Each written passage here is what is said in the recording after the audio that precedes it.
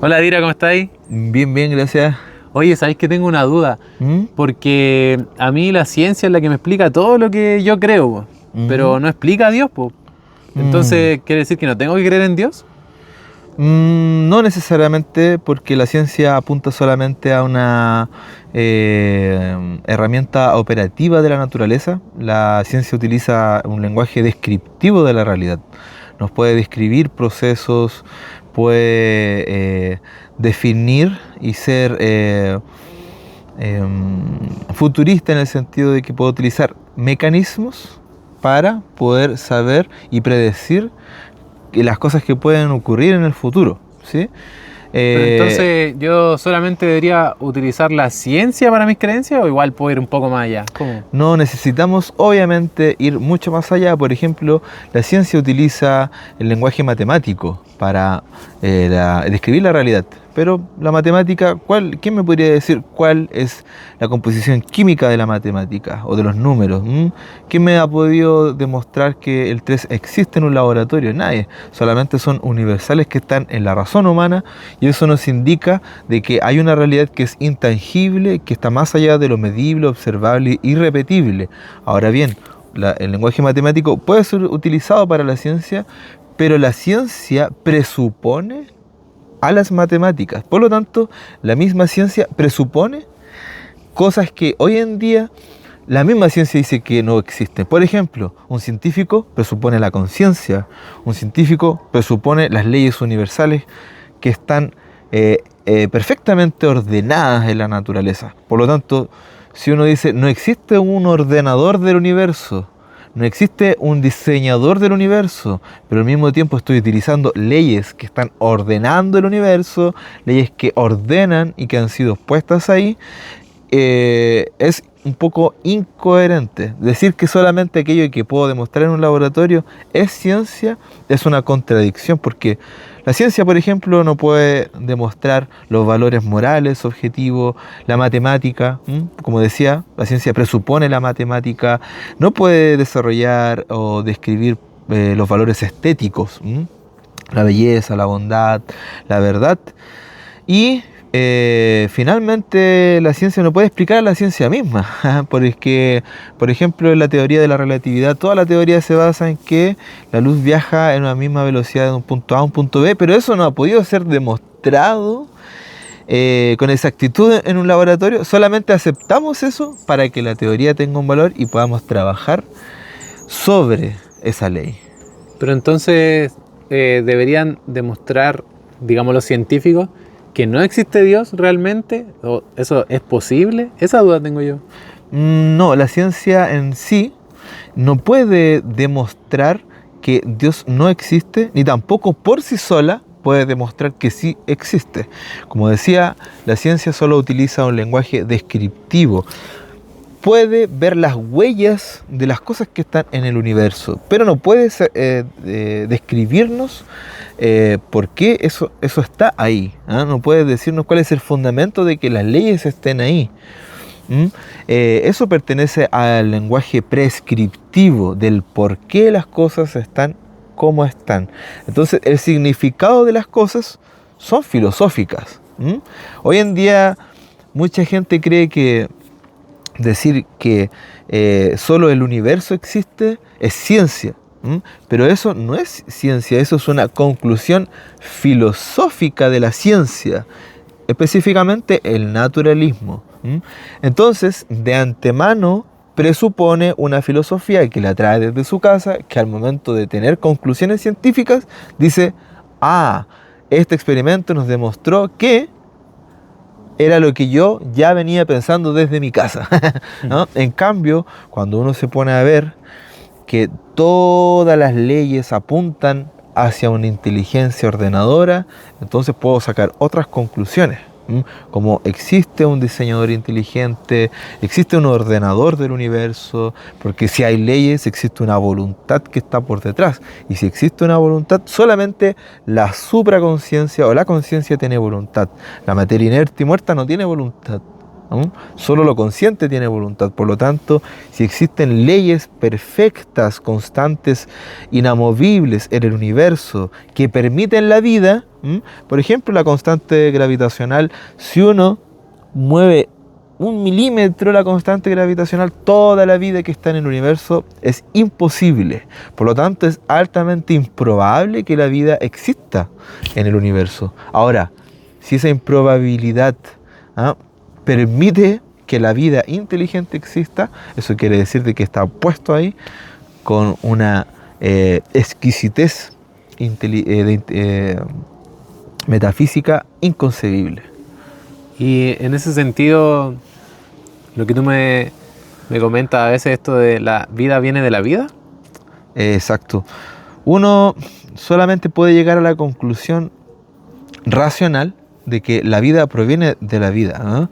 Porque es lo más racional, ¿ah? Aunque uno crea de que, o pueda, o el mainstream crea de que la vida proviene de la muerte, de las cosas inertes, eso no es racional, ¿no? Porque está sumamente alejado de la probabilidad y de lo lógico. Es ilógico decir que lo muerto genera vida, eso nunca se ha comprobado, y es altamente improbable de que eso ocurra. Nuestra experiencia práctica y razonable nos dice de que solamente algo consciente puede generar conciencia. Nunca hemos visto algo inconsciente, algo inerte, algo muerto que genere la vida. Siempre vemos todo lo contrario. Por ejemplo, alguien podría decir que la conciencia proviene del acto neuronal complejo, ¿sí? De una sinapsis compleja que se desarrolló a través de la evolución. Pero eso es altamente irracional, improbable e ilógico. ¿Por qué? Es como decir de que un átomo que no tiene vida, cuando juntamos muchos átomos que no tienen vida, van a generar vida. Es lo mismo que decir que un ciego no puede ver, pero si juntamos a muchos ciegos, entonces esa complejidad de todos los ciegos van a poder ver, ¿no? Es un salto, digamos, de ilógico, digamos, con mucha distancia, ¿no? Entonces, como decía, la ciencia presupone la conciencia, ¿sí? Si es solamente una sinapsis, puede decir, y que más encima solamente fue por evolución, eso quiere decir de que no hay una razón fundamental para creer de que nuestra razón es verdadera, porque la evolución se basa en la supervivencia. Por lo tanto, podríamos decir que nuestra razón solamente no está diseñada para encontrar la verdad, está diseñada para sobrevivir. Por lo tanto, nuestra razón muchas veces puede estar más desde ese punto de vista hecha para creer cosas que están aptas para la supervivencia, pero no para la verdad. Oye, Dira, entonces si la ciencia está limitada a cosas más concretas, ¿podríamos decir que no hay ciencia en creer en Dios o también hay algo de ciencia en eso? Claro, también hay mucha ciencia en creer en Dios o en aceptar la existencia de un ser completamente necesario, trascendentes a los límites del universo, el fundamento último de la realidad. Como decía, la ciencia utiliza un lenguaje que es operativo, nos puede decir cómo funcionan las cosas, pero existe una ciencia que puede darnos una respuesta concreta de Dios. ¿Por qué? El hecho de Dios o del ser y del espíritu es una pregunta ontológica, no una pregunta operativa. La ciencia da respuestas operativas y no da respuestas ontológicas. Ontología quiere decir la ciencia del ser. Entender el ser en el ser tanto ser, el ser cuanto ser.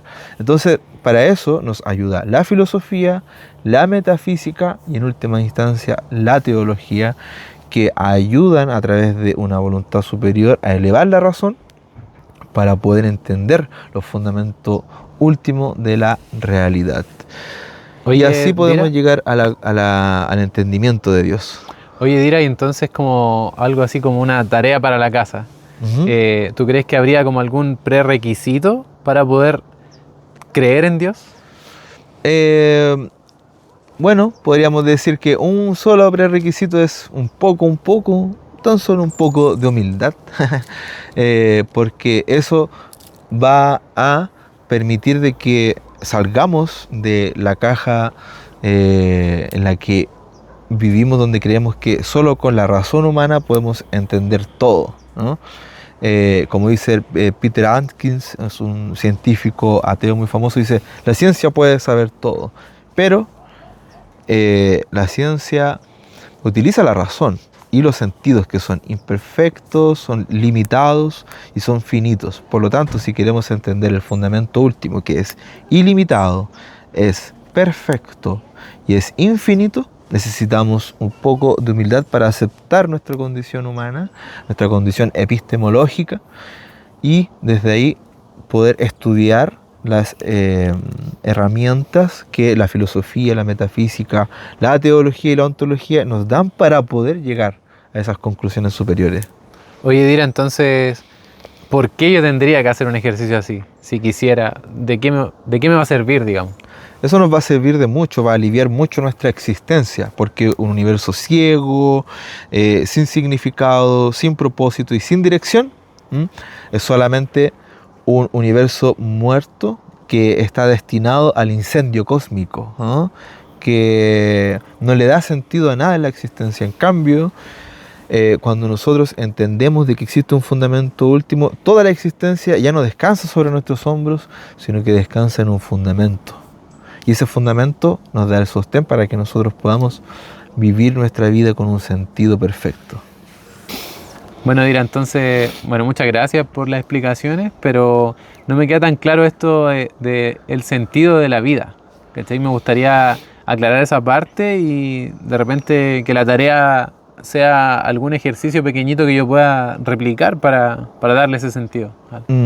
Bueno, el sentido de la vida nosotros lo vamos a descubrir conociendo nuestra verdadera identidad. Se dice que existen 3 preguntas fundamentales en el ser humano. La primera es ¿de dónde vengo? ¿Por qué estoy acá? Y ¿hacia dónde vamos? La primera, ¿de dónde vengo?, responde a nuestra necesidad de conocer nuestra identidad. Si nosotros venimos de un universo sin sentido, sin un propósito, sin un significado, entonces nos movemos dentro de un contexto vacío, donde primero el universo no tiene sentido. Por lo tanto, nosotros debemos, desde ese punto de vista, darle el sentido. Pero nosotros tenemos la tendencia a cometer errores, tenemos sentidos imperfectos, la tendencia a que nos engañen y la tendencia a también ser engañados, a engañar. Por lo tanto, encontrar el sentido, nosotros inventar nuestro sentido es muy básico, es muy penoso en realidad. Pero cuando nosotros descubrimos que todo viene por un diseñador inteligente, por un ordenador, por un matemático perfecto, por un biólogo perfecto, que es Dios, entonces el sentido ya es otro, porque nuestra identidad es espiritual. ¿Por qué estamos acá? Intenta describir nuestro propósito. Entonces, cuando nosotros tenemos una identidad fragmentada por el materialismo, no sabemos cuál es nuestro propósito. Pero al entender de que somos seres espirituales, nuestro propósito toma un sentido, ¿sí? Nosotros ahí descubrimos que nosotros tenemos un sentido, que todo nuestro medio ambiente tiene un sentido y que todo está dentro de un plan divino. Entonces, descubrir ese plan divino es descubrir el sentido, no un sentido inventado, sino un sentido descubierto. La razón humana descubre el sentido. Descubre el sentido de las cosas divinas.